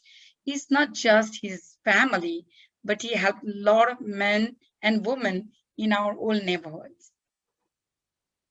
Thank you. Back to Pratima, I guess. Thank you, Shova. Pratima, I would like to ask you the same question. Can you speak of the role of men in your family and life in your early years in regards to encouraging you to dream and live a fulfilling life? Yeah, thank you very much for this wonderful question, Ashwini. I would love to first say that it was very nice listening to Shova, how her father taught her and everyone in her family to spread their wings. Coming to my life, my father taught me how important it is to never stop working hard, no matter what. And because in the end, you will win. So my dad and my mom, they have always have been incredible hard workers throughout their life. My dad used to always say that uncomfortability means you are growing. It's one of the most important lessons I have learned from both of them. And my dad's stress was always on staying humble. That made me a better person as a whole. He always encouraged me to follow my dreams and take reasonable chances. And I always knew since my childhood that taking those chances are a lot easier when your parents are always there for you to pick you up if you fall. Back in India, when I was still a high schooler, or maybe middle schooler, my dad participated in many activities to teach the importance of volunteering from the heart. And we worked together in most of the volunteering things. He taught me that it was okay to show love to people by just giving them hugs, just as he used to do with me daily. And this made our relationship much stronger and made me feel loved. One particular volunteering activity that stuck with me and has changed my view drastically throughout my life was helping the needy families who actually needed psychological interventions. We did it, me and my dad. In doing so, I learned how fortunate it was. A lot of us really are, even when we feel like we are struggling. We used to hand out clothes, food, and other necessities that were needed, to survive in the daily needs in the world. I remember there were some cold nights when my dad and I had to go to some centers there in Mumbai to find homeless to help. I was being very much inspired by my dad and having his unconditional support, unconditional. We found a way to get donations, give it to those who needed the most. When I grew up, I realized that I was making a difference that are my favorite experiences with my dad. It is still continuing to be the moments that I have connected with someone and somehow touched their heart that are so preciously stored in my memory. He used to always tell me that work hard, even if you're not getting recognized for it.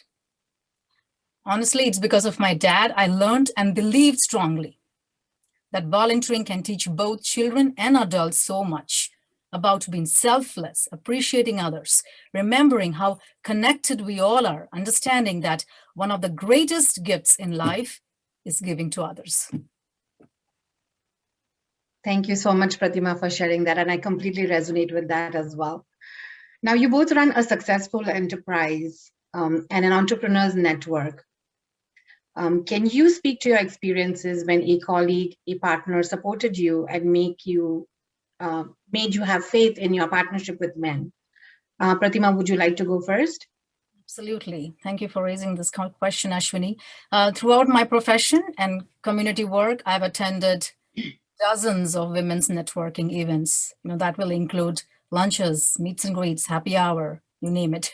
Yet, while these groups have helped me build close relationships, blown off steam, and has also commiserated about inequities, I personally believe they had actually prevented me to some extent from learning about other opportunities. And it also kept me from having conversations with men that might have helped me grow my business.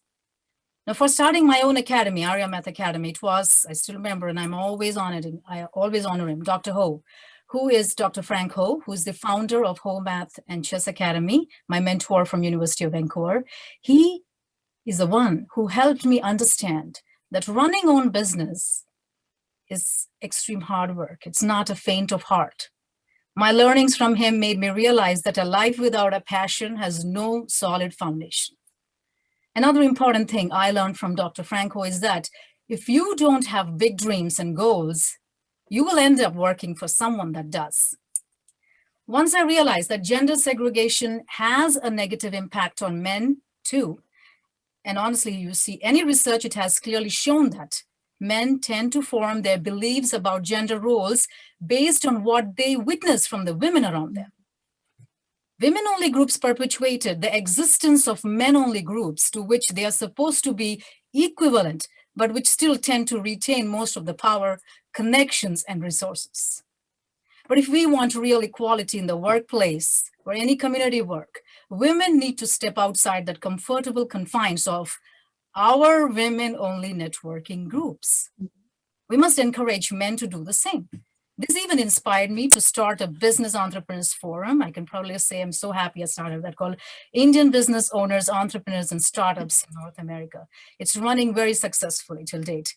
Networking groups like ours, we motivate business owners, both men and women, to talk to people they don't even know and build relationships, which is challenging for many. By doing so, we can build meaningful relationships, increase our confidence, and improve our personal skills that translates well for business. Another key benefit of starting such a group is the opportunity to exchange ideas with other members, whether they are actively looking for advice on a particular subject from someone in a specialist trade, or whether ideas are just sparked by conversation with like-minded peers.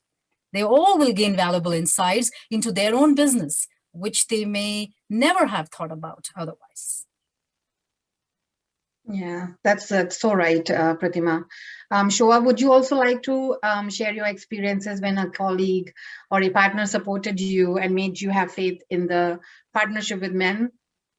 Definitely. Thank you, Ashwini, for such a great question. And thank you, Pratima. I can't thank you enough for starting this business networking forum. It has been a wonderful place for collaboration. Being myself as an entrepreneur, it has been a great experience and very uplifting. I would like to say something today about my career and who motivated me. There are few men and women in my life who encouraged and motivated me. But today, I would like to talk about my mentor, my manager, Greg Wood, who I worked professionally. I was the only one South Asian employee in my office at that time. He came forward and became my professional mentor. Under his guidance, I gained much confidence, polished my professional expertise, and excelled in my work. The result was that I was recognized with a Career Life Success Award within 3 months of working with him. He always encouraged me to work hard to achieve success in my career. This was enabled me to achieve awards every year like Executive Council, $1 Million Roundtable, Centurion. I would also like to add here, because of such mentorship in my life, I became a leader of 2020 FaceAmount for New York. I was determined to bring the best of me in my work every day. This is the biggest motivation that has kept me going even today, helping families and securing their finance. Thank you, Greg. You are watching. Thank you so much for being my mentor. Back to you, Ashwini. That's so lovely, Shoa. Thank you so much. I do have something to share with our audience over here and all the rest of the panelists. We were able to, get some good pictures for both of your lives, and this is in general a visual depiction of who you guys really are, the people in your life.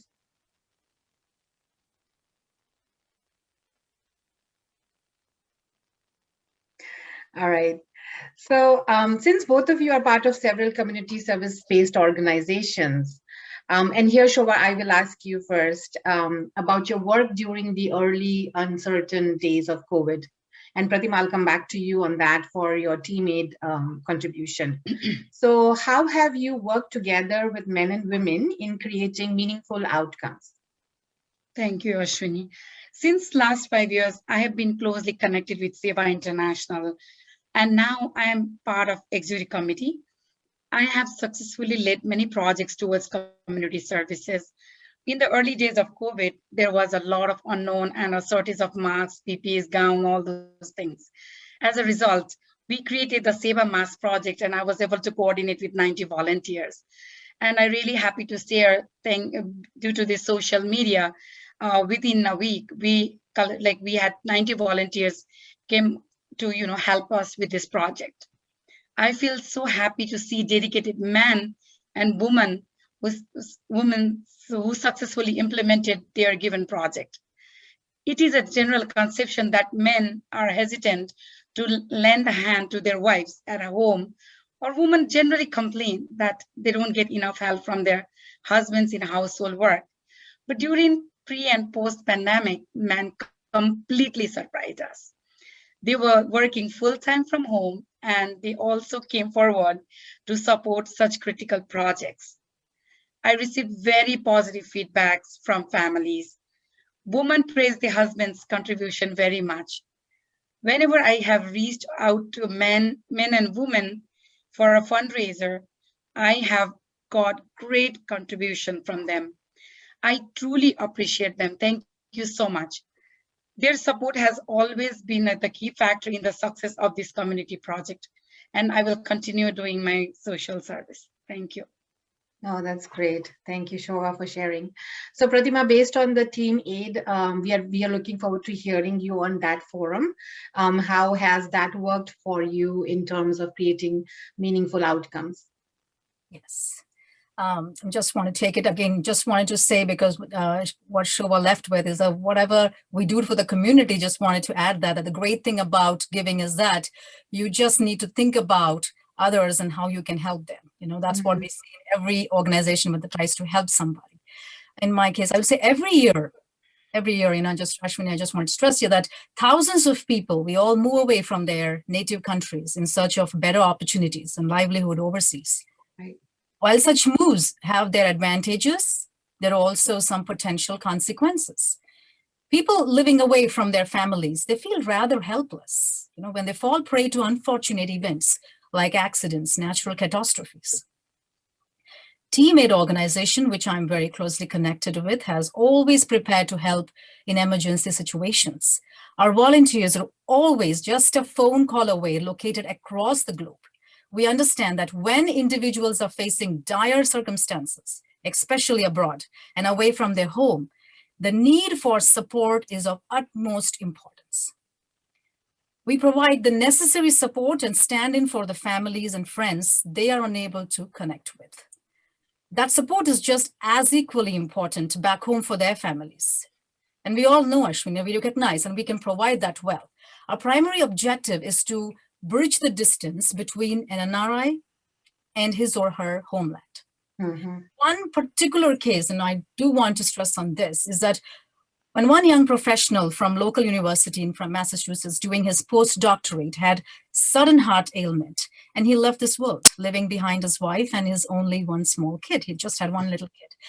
This young man who lost his life had his parents here who had come to visit this couple, you know, just a couple of weeks before this incident happened. It was a very devastating experience for their parents, you know, for his parents to see their son's untimely death. I, along with my husband, we were the source, and we had the opportunity to serve as the main point of contact for this family who was experiencing grief and loss.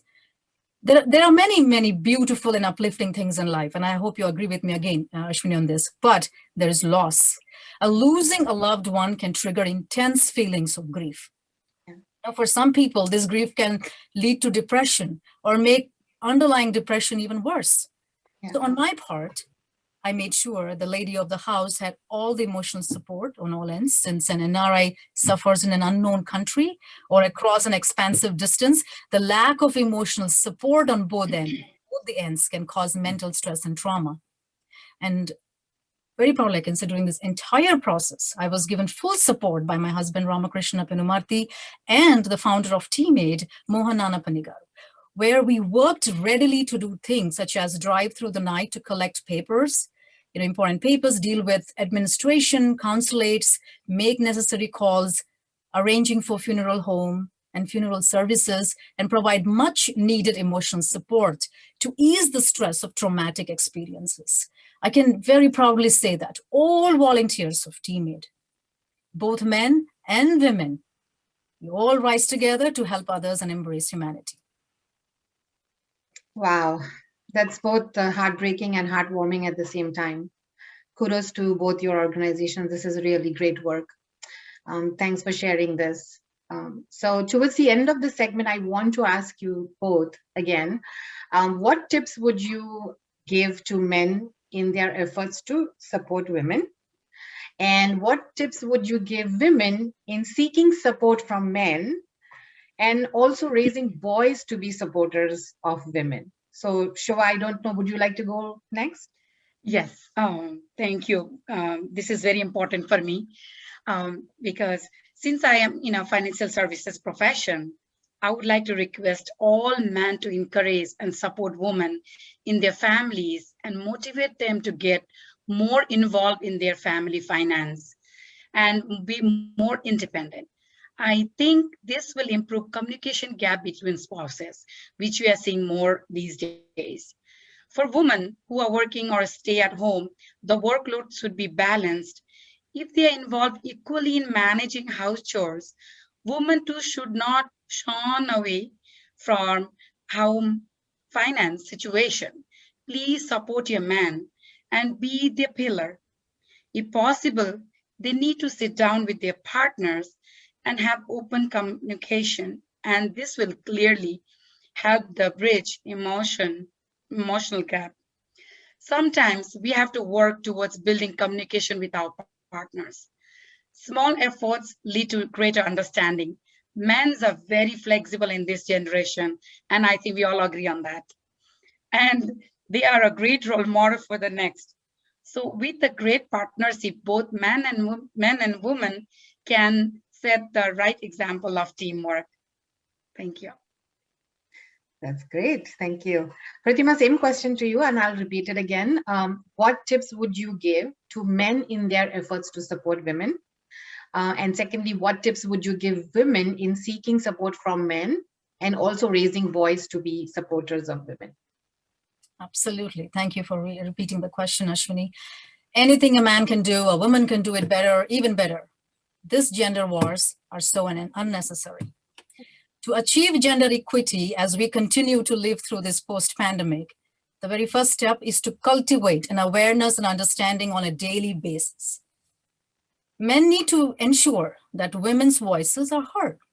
Some women are socialized from an early age to hold back until there is clear break in the conversation, which can be even more challenging in the remote working environment of today where we all face. Others have been spoken over so often on a call, that they simply quit trying. In virtual meetings, Ashwini, I'm pretty sure in your office things you may faced it too. We tend to reward the fastest and loudest participants, often men, and don't deliberately make space for other voices.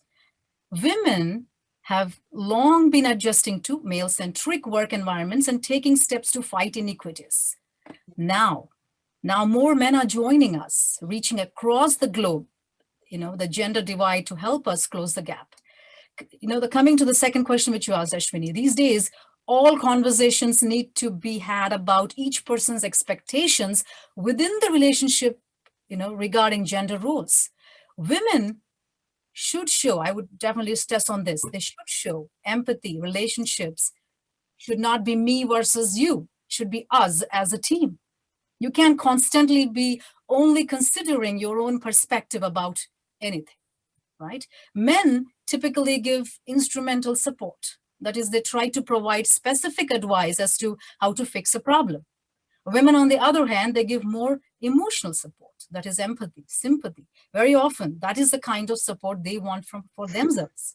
Women who fill men with confidence that they can overcome a new problem, they're all loved and adored by men. Listen and hear the need for encouragement, and they need to support, then fulfill that need. The best way, I would say, to help men engage and prevent them from withdrawing is to include them in discussions about how to eliminate bias in the workplace and form healthier working relationships with their female colleagues. Now, I personally feel very fortunate to have a life full of strong-minded men and women, and I try my best endlessly to bring coalitions, between both. One needs to always replace, and remember, one needs to replace ego, aka by self-esteem. That's awesome. That's really great. So I have a few more pictures for you guys, for all the audience that we have and the panelists that are attending. A little bit about you guys.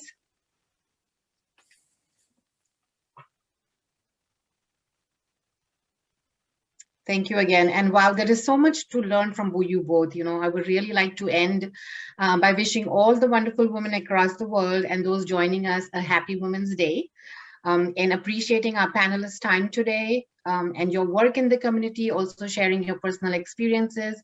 We really value and appreciate it. All the previous speakers that were there, all the previous segments, we really have learned so much from you. Thank you so much. But before we go, I do have one more thing to share with you. So just hang in tight over there.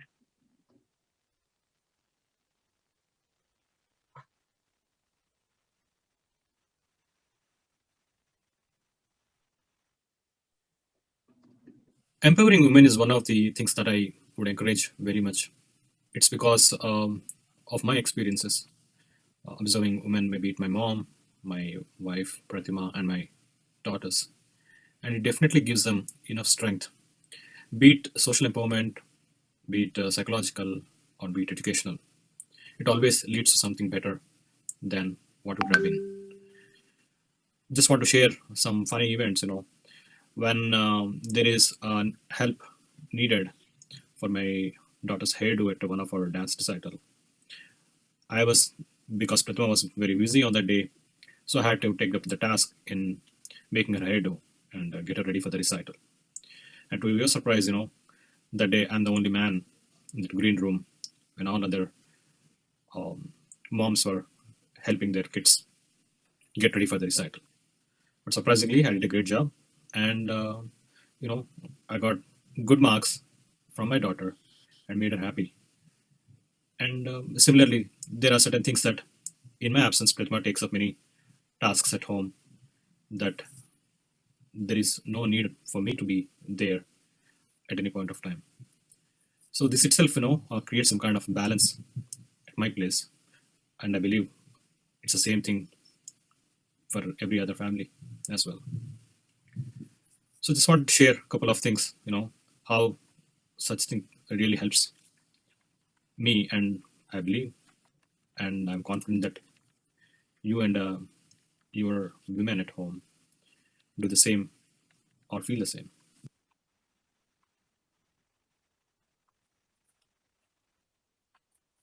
Thank you for sharing that, Ashwini. Yeah, I'm sure you like the surprise we had for you.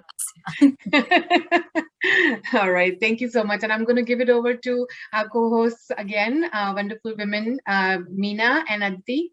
You guys can take it from here. Thank you so much, Ashwini, and thank you, Showa and Pratima, for sharing the experience. And I love the video. Men are supporting us, joining this call here and sending the videos. We do need more men in the conversation, so please go and encourage more of yours. I know there are a lot of questions in the chat, and we may not have time to address them all. But Rashi, I would like you to pick one question maybe we can take before we close. Absolutely, Aditi. Thank you so much. I must say, great presentations by all the panelists, very inspiring, and thank you for an amazing insights. Like we said, we're respecting everybody's time. Let's we pick one of the questions. So this is for the panelists. Have you worked in a male-dominated environment? And if so, how do you make yourself heard and eventually be taken seriously? I'll go ahead and take that first. Okay, go ahead. Great. So I think it's a great question. I work in a very male-dominated environment because I teach in security studies at George Washington University. So it's pretty much all men. And what I would suggest, what I do anyways, is, and I find it's been effective, is first of all, be very organized. And then secondly, make allies who are men. Try to, make sure that you have conversations, side conversations, develop those relationships with individuals in the office. And then also make sure to volunteer for leadership roles. When people say, hey, does someone want to lead this task or this or that, go for it. Don't stand back. And just in general, raise your hand. If there's a forum, if there's anything, I make sure I've got to sit in the front row. Anyone asks a question, my hand is up. I've got something to say. Sometimes my hand is up before I've even thought of it as something to say, because I know it's that important to just be there, to have a seat at the table. And so I will put myself at the table and then I'll think, oh, what am I going to say? Okay, I've got something, I'll think of something to say. So I think that's very important. And then generally, I really do think that it's too bad to say, but it's true that I still think you have to be better than the average guy to get to the same spot. So having said that, just excel on top of all that. Raise your hand, be there. Thanks. Thanks, Rolly. That's wonderful. Work in a very male-dominated environment, and I would just kind of echo some of those things that Dr. Lal said. But I also think, in addition to being a little bit maybe better than the average male, keeping your cool and just kind of, I do think there's a bit of a double standard, and the expectation of a woman to keep her cool and, you know, just be composed, know your stuff. And as Dr. Lal said, be very organized. That helps quite a bit. Thank you. Thank you, Samantha. And thank you, Rolly. Very well said. So I'm just cognizant of the time now here. And thank you everyone for joining. On behalf of United India Association of New England, Saheli, Women Who Win, Asian American Commission, and all our partners, including TeamAid, TAGB, Seva International, Project Just Because, INE Multimedia, Newton Wellesley Hospital, BBC TV, and many more. Thank you for joining us this afternoon. I thank every panelist for making the time to create such an enriching program today. Thank you, Meena, for your partnership in this journey, for your creativity with all the promotion material and all the Zoom backgrounds behind us. Thank you, Meena. I hope all the tips and tools from our speakers and panelists will help us challenge ourselves and challenge other women to achieve their best potential. Collectively, we can all help create an inclusive world. Please feel free to reach out to the speakers with any questions. We look forward to seeing you in our next event, Virtual Holi Celebration Rang Barse, on March 28th, an evening filled with music, dance, poetry, and comedy. In the meantime, please stay safe, get vaccinated when you can, so we can soon start these celebrations in person. Meena, would you like to say a few words before we close? Of course. A big thank you to Aditi. Aditi Soni, you were the spark who started this. And thank you so much for leading this initiative. And to celebrate no matter what, you know, we're all stuck home, but here we are. And this has been a wonderful, wonderful journey. It's been wonderful working with you and all the wonderful women who came up with the ideas, created, worked very hard behind the scenes to bring forth such wonderful insights and willing to share some of their personal struggles openly and inspiring me for sure, and I'm sure a lot of our guests too. I would especially like to thank our core team, including Neha Garg and Rashi Gujral from United India Association of New England, who worked so hard behind the scenes to make this program possible.